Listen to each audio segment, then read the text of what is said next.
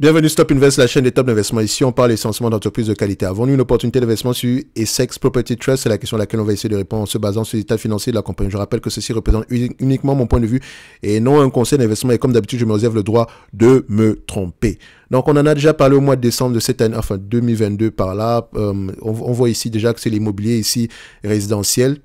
Vous connaissez la chanson, 20 fois les bénéfices par là et 20 fois j'ai pas pris ça de mon chapeau. Je vous ai déjà montré pourquoi. Donc on a commencé par la vidéo sur Alexandria Real Estate. Donc on va pas revenir dessus. Sinon voilà, ça devient une répétition.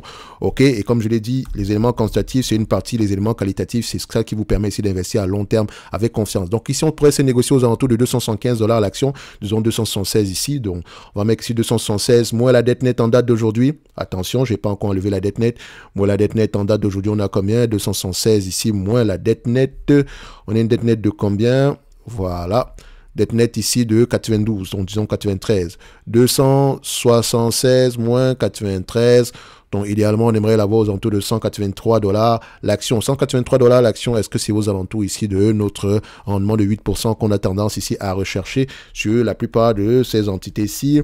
Alors, on regarde ici, ça représente à peu près... Oui, peut-être, limite. Bon, on n'est pas encore à ce niveau. Idéalement, on aimerait l'avoir à 172 $ ici, mais 183, ça prend ici en considération la dette nette. Donc, au prix actuel, c'est-à-dire si vous achetez cette compagnie ici en date d'aujourd'hui, c'est uniquement par rapport à ce dividende-ci. D'accord? C'est uniquement par rapport à ça. On ne s'attend pas à grand-chose, sauf si d'ici demain, le taux à 10 ans commence à baisser, à diminuer. OK?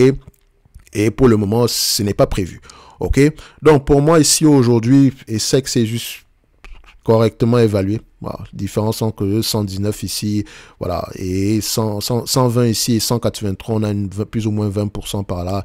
Donc voilà, elle est juste correctement évaluée sans plus, d'accord? Pour moi, c'est pas une opportunité d'investissement, mais c'est une entreprise intéressante à avoir en portefeuille si vous arrivez à la choper au bon prix. Le dividende, etc., il est safe, il y a de grandes chances qu'il continue à croître ici, etc. Mais maintenant, tout va dépendre ici du positionnement de la dette, etc. Ok?